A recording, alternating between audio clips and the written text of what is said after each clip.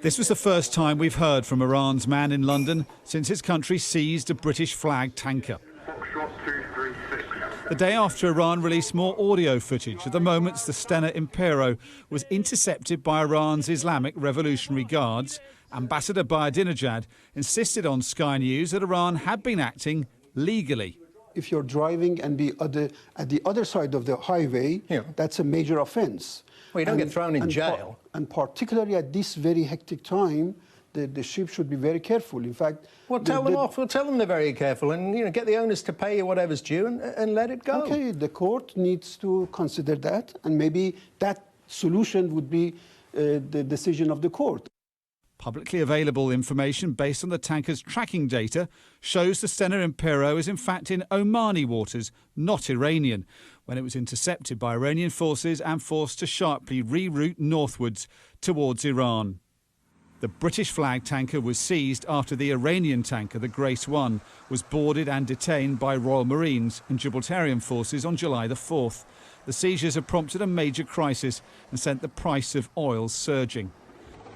But tonight on Sky News, Iran's ambassador seemed to be offering an olive branch, linking the fate of the two vessels. The resolution of one issue can help the resolution of the other. Would help. So that would be a sign. The question is that first we are very keen to see that United Kingdom is doing all the measures necessary to release as soon as possible the Grace 1. But the chair of the Commons Foreign Affairs Select Committee told Sky News tonight there can be no equivalence between the two tankers' stories. There is no equivalence between the UK recognising the sanctions obligations on any member of the European Union and the Iranian government, as the ambassador effectively admitted, accepting that this is a tit-for-tat in an attempt to do a hostage swap.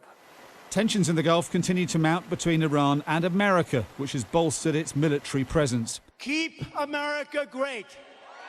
Observers close to the Trump administration say Iran is preparing for either negotiations or a showdown with the West.